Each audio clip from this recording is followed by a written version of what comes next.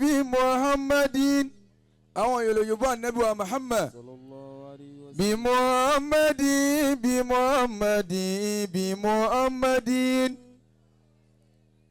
يا ما يحب محمدا بشراك النبي محمد صلى الله عليه وسلم لا في البرية فاضل إلاك يا ما يحب محمدا صداك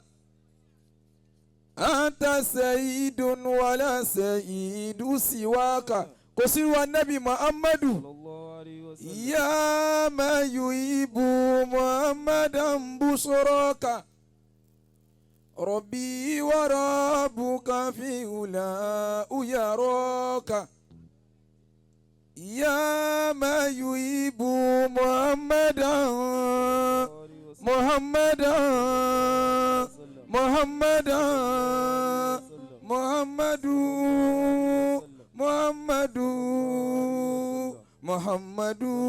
يا ما يحب محمدا لولاك مولانا تبصر النبي محمد لم يبقى آي بعد بصراك عرف جيم جماتا وجودا هيبة وجلالا النبي محمد جماتا وجودا هيبة وجلالا وأبصرت ميسا بهجة وجمالا جمالك أنس جمالك أنس جمالك أنس هيبة ومآبة وأنت أتام المرسلين كمالا وكلهم هذا المكارم والأولى وما كالإمام الهاشمي كصالا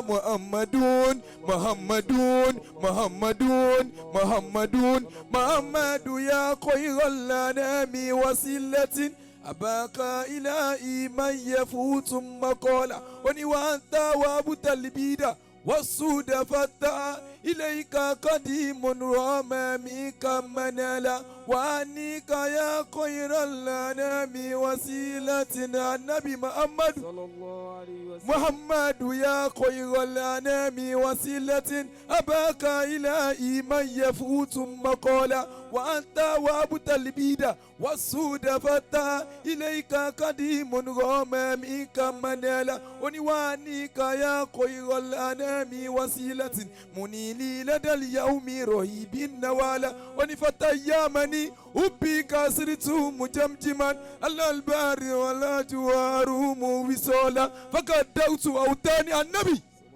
فقدرت أوتاني وآلي وأسرة أجوب الفلا لم أشكو قد سكلالا بكولاك طورا أو بيوفي ومارة بباري سداغ الفاسكين كسالا ببلجيت يوما ثم يوما تجاؤلا بقائرة الأبوغي هناك جمالا لعبد الملك القرمي قل جيت مؤنا وما لندن أبوغي فأبوك يالا ببيروت عن أسينا بالشرك قادما وصولا إلى العرش وهو تعالى كراشي بيا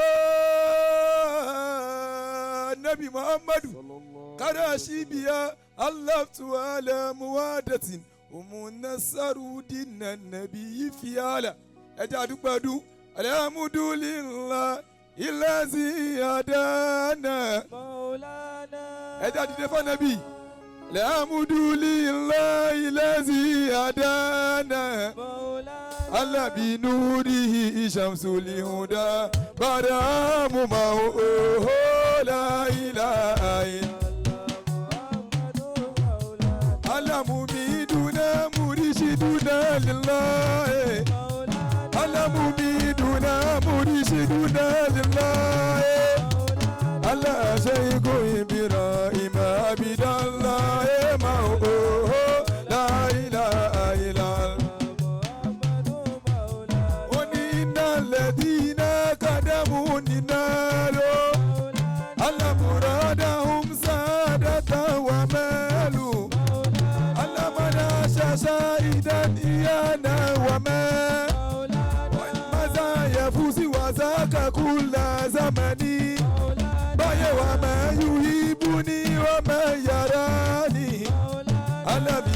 محبة كل بنا بوتاني مولا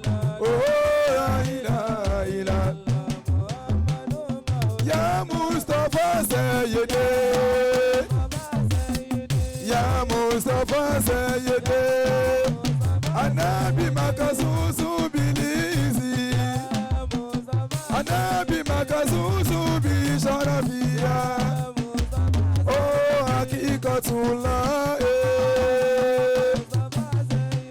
يا نور نور يا نور نور الهدى هدى هدى أو حبيب الله يا اللهم صل على محمد اللهم صل على محمد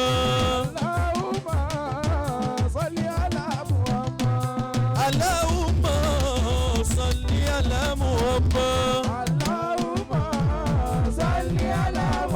يا رسول الله النبي محمد رسول الله رسول الله آمين ياسين رسول الله آمين النبي محمد ìjó wà lára àwọn ìyá yìí o. ó ti pọ̀ jù. bí a bá ní kó máa lọ báyìí tó bá dọ̀la á mú ìgbóhùn ẹlòmíì lóbi báyìí níbi tí ìjó yẹn ó wọra dé ìjó ànẹ́bì ni béèyàn bá jó ànẹ́bì bí ó bá jíjó níbi ànẹ́bì báyìí tó tún wá làágùn jáde gbogbo ohun tí ń jẹ́ kùdìẹ̀kùdìẹ̀ lágbára ẹ̀ ló ti ń làwọn gbogbo ohun tí ń jẹ́ àárẹ̀ ò ní wáyé ẹnì kọ̀ọ̀kan wa wọ́n pe kinní kan ní ti gbajúmọ̀ stroke ọlọ́run níjó wọnú ayé wa wala hawla wala quwwata a kí àwọn ẹni ìmọ́lẹ̀ gbogbo àwọn àfáà wa àwọn ọ̀gá wa tí wọ́n ń wọlé a kí Fadilatu Sheikh Alhaji Ahmed ó já sọ pé